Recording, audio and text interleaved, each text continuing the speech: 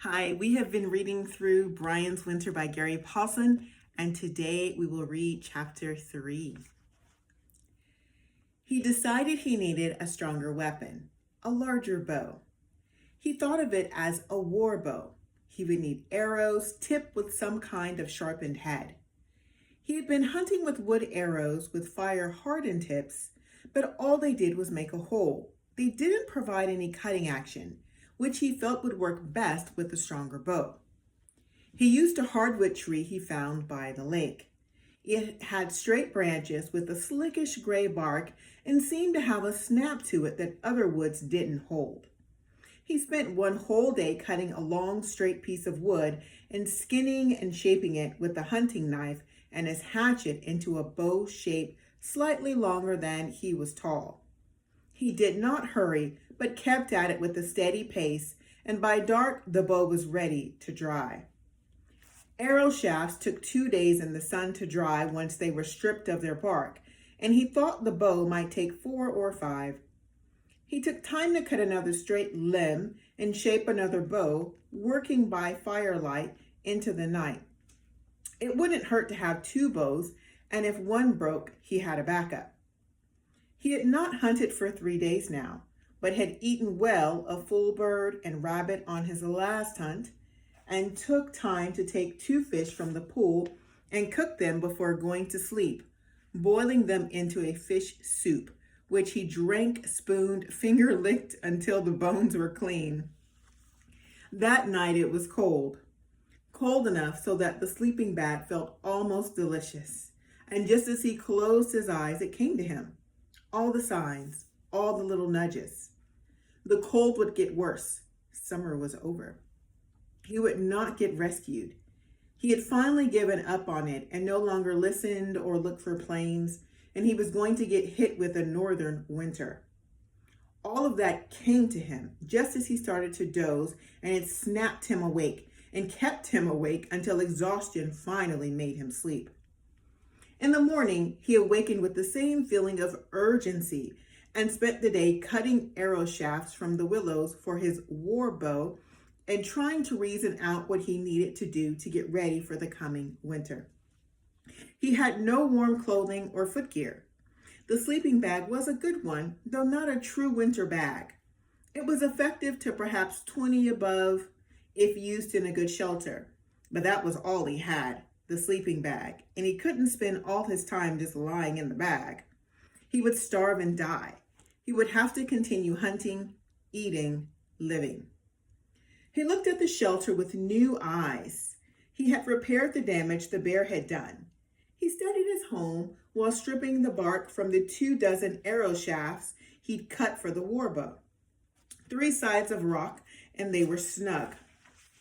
But the side he had filled in with logs and limbs and branches was far from airtight. He could see through it in several places and would have to be winterized. He could pack it with dead leaves or even cut strips of sod with a hatchet to fill it in, and make an insulated door by stuffing 2 woven frames full of leaves. The problem, well, he thought, smiling, one of about 1,000 problems, was that he didn't honestly know how cold it would get or how much snow there would be or what he could do to live. What would be available to hunt in the winter?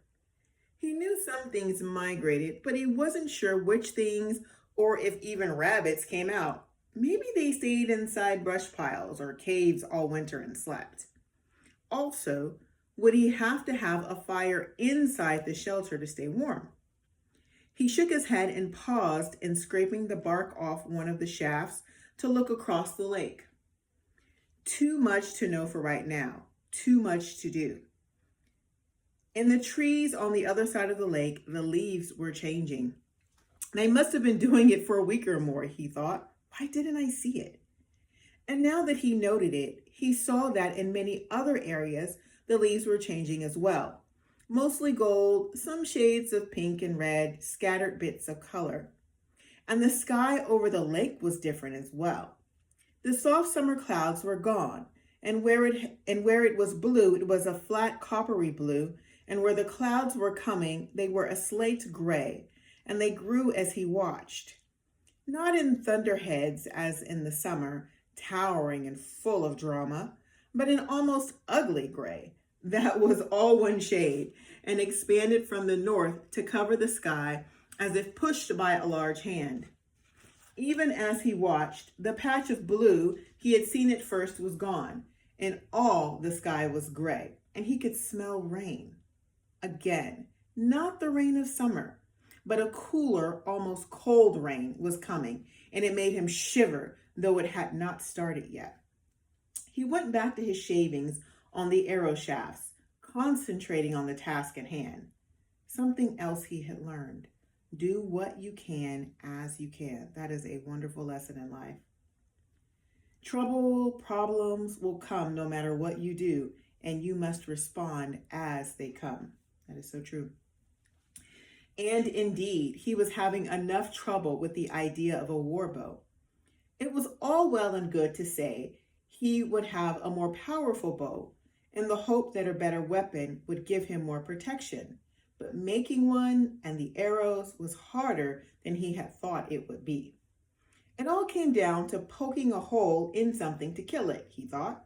That's what weapons were about, whether it was a gun or a spear or an arrow. Something had to die for him to live, and the way to kill it was by poking a hole in it to make it die. He grimaced. But it was so. The hole had to be poked, the animal killed, and therein lay the difficulty with a war bow. It was one thing to poke a hole in a rabbit or a fool bird. They were small and thin-skinned. It was something else to think of doing it to a large animal. Once he had shot at a porcupine up in a tree with his light bow, thinking that if he could bring it down and skin it very carefully, he would get more meat and fat than he did off rabbits and fool birds. He was amazed to see his arrow bounce harmlessly off the side of the porcupine. If he could not shoot a relatively small animal, what could be done to kill or even hurt a larger one? It was in the strength of the bow, he thought, and the type of arrow. The bow had to be so stiff it would drive the arrow much harder into a larger animal, to get deeper into a vital area, and the arrow had to have some way to cut through and make a larger hole. The stiffer bow, he thought, he had already made, though he would have to wait and string it to make certain, but the arrows were a problem. He had stiffer shafts to take the extra load of a stronger bow, but the points were something else again. He thought on them long and hard all that night while working on the shafts by the fire.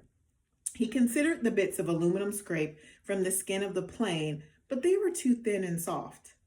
There had been something, some place that could help him, and he couldn't make it come to his mind until after he had gone to bed and was lying looking at the glowing coals of the fire.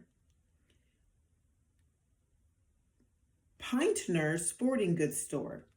It was an old store that he sometimes passed on his way to school, run by an older man named Pintner, who had a sign over the door that said he was anti-male, and the store reflected it. There was none of the glitter or modernness of a mall, just some funky shelves and guns and bows and some hockey gear and an old oil stove where unshaven men sat and talked about the old days and spit tobacco juice into old coffee cans. Brian had not been in the store that many times, but on one occasion he'd stopped there to see if Pintner sharpened ice skates, and next to the door there'd been a large glass case with a collection of arrowheads arranged in a circle. He had stopped to study them, and he had thought then that it was a beautiful collection of intricately carved points, all laid out on red velvet, and he did not then or later think of what they really were. Tools for hunting. Only now, lying in his bag, looking at them in his mind, did it hit him just exactly what they were. Arrowheads. Tips for arrows to make them punch holes. Some very small, some large and wide, and all of stone and all with sharp edges. Those people were the pros, he thought, the Native Americans who had made the point centuries before. They lived all the time as Brian was trying to live now, and they had experimented for thousands of years to come up with designs of the heads. Brian closed his eyes and tried to remember how they had looked. When he had an image, he smoothed a place in the dirt next to the fire and drew 5 outlines that he thought he remembered correctly and tried to make them roughly the same size as the originals in the collection. 3 were small and he ignored them. 2 were quite a bit larger, and these he studied in his mind pictures as well as in the lines in the dirt.